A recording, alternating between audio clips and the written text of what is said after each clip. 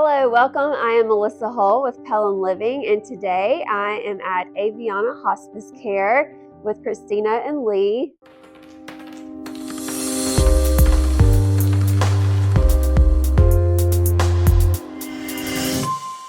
Thank you guys for joining me today. Yeah, thanks for coming.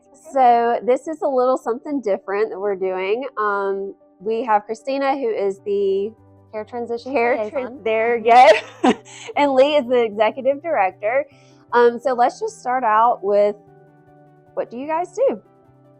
So we provide hospice care to 5 counties in the area. So we cover Bibb, Chilton, Shelby, part of Jefferson, and what am I missing?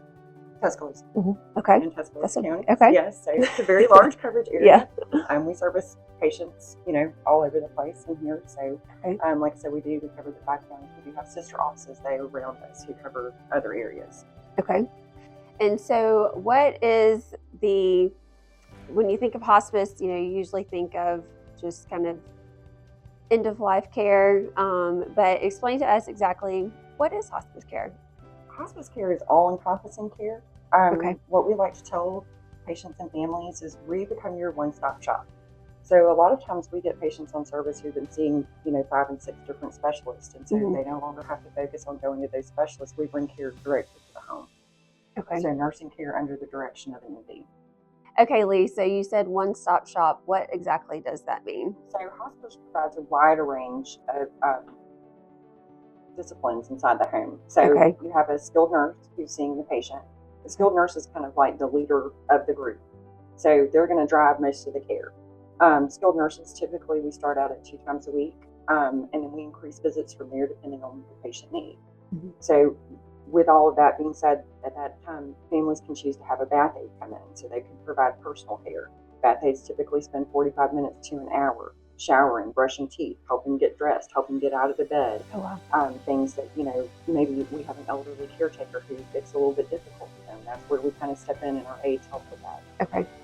They can get that service anywhere from 2 to 5 times a week. That's depending on what the family wants. We have social workers who can come in. They assist with things like respite. The hospice benefit comes with a respite benefit, which is 6 nights, 5 nights, 6 days at a facility. So like if you have a caregiver who's tired and they need a break, like we offer that benefit to them. It costs them nothing because it's part of the Medicare benefit as well under hospice. But social workers can help find sitters, can help find, social workers are amazing and they can do all kinds of stuff. But like VA paperwork, things like that, like they can assist with all of those things. Then we also have our chaplains who sometimes I feel like they're probably one of the most important because they provide all of our spiritual support to our families. Yes. And so at end of life, like we know that that's important. So you have an entire team that's coming in and taking care of you. And then we also have volunteer services who can come and like sit and like do puzzles, crosswords, just have conversation at bedside. Oh, wow. So that is important, for sure. Yeah, because it's companionship. Right. Because most of our families can't get out of the home. Right. And so their only contact a lot of times with the outside is us. Yeah. So y'all wear a lot of different hats. Yes, we wear a lot of different hats.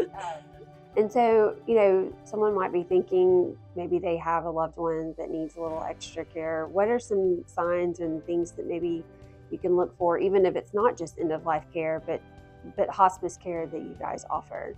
So I think what most people, hospice is not just meant for when the patient is actively dying. I'm going to use that word even though I think people think it's dirty. It's not a dirty word. Right. But a lot of times we can get into a home much earlier, but you're looking for falls, hospitalization. So we had multiple hospitalizations in the last year. Were we eating, 3 meals a day 6 months ago, and now maybe we're only eating like 1 or 2. Okay. Decreased mobility, so like more difficulty getting around in the home, short of breath when we're getting around the home. You're looking for just those kinds of things. Like mom may have been doing okay 6 months ago and she could, get out with us and do these things, but I've noticed now, she spends most of her day in the bed. She spends most of her day in a chair. She's not able to make it to the bathroom as much. Right. There's all kinds of little tiny triggers. Right. Some things that the families will hear from the doctors is like heart failure or COPD or increased oxygen is something that they need, shortness of breath. A lot of key terms there kind of clue us into maybe it's okay for a hospice conversation. You know, and it's not the end all be all. If you're on hospice, I like to call it a higher level of care, just because the word hospice does scare people, and it's not scary. Right. You know, we come in and provide all of this because we want to. We want to be there. And we want to be a part of the family. Right. You know, we don't want to come in the last couple of days and nobody has time to understand what's happening. Of course we will. We'll come in whenever you ask us to. Yeah. But we want to be there for months, you know, to make sure that these people are stable. Maybe they need higher pain medication. You know, maybe things are becoming unmanaged. And that's something that we can provide.